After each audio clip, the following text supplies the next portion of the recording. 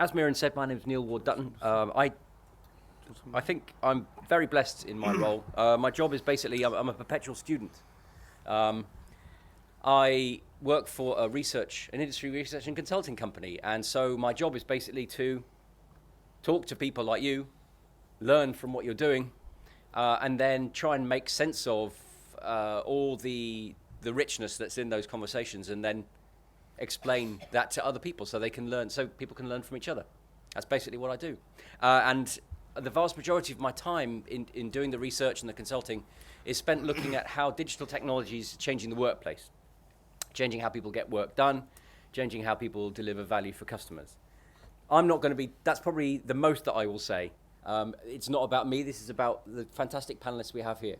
But rather than just say to these guys, just tell us who you are and where you come from, I'm going to ask them all to explain a little bit about why they're pleased to be part of this panel. And hopefully that'll give you a bit of insight into what it is they do at their organizations and why that's so interesting. And this is actually a really super panel we've got today, so I'm really excited. It's going to be awesome. So we're going to start out with Sue. So Sue, could you just introduce yourself briefly and talk a little bit about why you're happy to be part of this panel? Sure. Hi, I'm Sue Crichton. I'm Director of Technology and Change for Cancer Research UK. And to be honest, I'm the main reason I agreed to be on this panel, and I am quite excited about it, is a bit like Neil, actually. I'm fascinated to keep learning about digital, about where it's going. It's one of those topics. A lot of the time my question is, well, what is digital? Because I think it means something different to a lot of different organisations. And certainly, as a charity, we have a lot of different applications for it. We can see lots of different things happening out there with social media, lots of different things like that. So for me, it's an opportunity to learn more, to share some of my experiences, and to keep learning about ideas different people have. Fantastic. Thanks very much, Sue. So, Rod, do you want to... Hi there. I'm Rod Wilmot from LV Insurance. I'm run the Fast Track innovation team there, and one of the reasons I'm really excited to be at these kind of events and be at this one talking to you and hearing from you hopefully as well is that I think innovation's turned a corner of late in terms of been trying to be disruptive and probably succeeding, if you ask my employers, for several years. But in the past, innovation was something you did in the corner and kind of kept quiet about, didn't talk to anybody about because it was all secret sauce stuff. Actually, nowadays, I think it's got much more about collaboration, about talking to people, about understanding where everybody else is going to mutual benefit. And that's why I think events like these are extremely powerful, because it's only by learning from what other people are doing, where you're having challenges, and sharing some of the ways that we're both overcoming them, do we all make progress. So glad to be here. Thanks for your time. Brilliant. Thanks very much, Rod. And Rhys. Yeah, thank you. Rhys David, Head of Business Intelligence, Analytics and Delivery at GoCompare.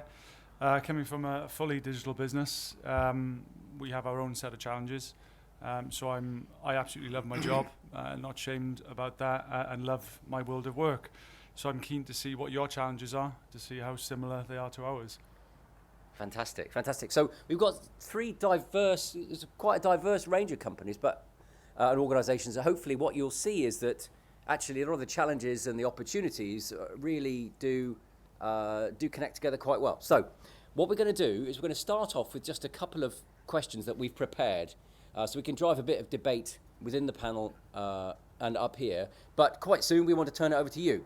So start thinking as you're listening. I'd love to get your thoughts and your questions, because ultimately that's how we'll all benefit. If we just sit here and all nod sagely and agree with each other, it'll be kind of boring. So let's get some real debate going. But let's just kick things off by warming up a little bit. And I'm going to ask each of the panelists a question. We'll have a little bit of a debate just to dig into some of the issues. And like Mirren said, the title of the panel is Connecting or Joining the Digital Dots. And what we really mean by that is it's easy to talk in a very fluffy, high-level way about digital transformation without anyone actually knowing what the hell you're talking about. And I could mean something completely different to you and we both nod. But what happens when the rubber meets the road? what is it that actually happens when you try to drive change with this kind of new technology? What is it that happens in an organization, and how do organizations react? That's really what we're going to try and talk through. So I'm going to start by talking to Sue. And now, one of the things we were talking about last night, Sue, as we were preparing, was really about sort of organizational boundaries and structures. And I know that in Cancer Research UK, there's an interesting challenge because of a boundary that exists between, in quotes, IT and digital. Yes. So could you explain a bit about how that exists in your organization and how that kind of manifests itself? What the pressure is, what pressure is there to kind of work through that? Sure. So in my role, I'm responsible for all of our IT, from the infrastructure and the data centers and all the computers and equipment that everyone has, up to the core applications, our CRM, finance, a lot of the scientific suites that are used in our laboratories, all of that sort of thing. And I'm responsible for business change and managing that throughout the whole charity. But I don't own digital. I'm not responsible for digital. We have a separate digital team, a digital director, who are driving what is our digital vision. And one of our challenges is that I have a vision for technology, which, especially as we're a charity, is to be as cost effective as possible, drive forward the goals of the charity, but look for ways to make it work as well as possible, rationalise what we've got, that sort of thing, keeping it as simple as possible. We've got a slightly different digital vision in that we are really looking to how can we embrace digital to really, especially in the fundraising space, extend the way we interact with our supporters. And so one of the big challenges that I face is that sort of dichotomy of what I'm responsible for, and obviously I've got to do all the hosting, the testing, the joining up, because if we look at digital as we tend to, as very much in the online and application space, you do all your online stuff, but at some point it crosses over, it joins into your transactional systems. You've got to link the data back into your CRM, you've got to reconcile it back into your general ledgers, that sort of thing. So for us, joining the digital dots is a lot about, well, at what point does it stop being digital? Does it come across into my world?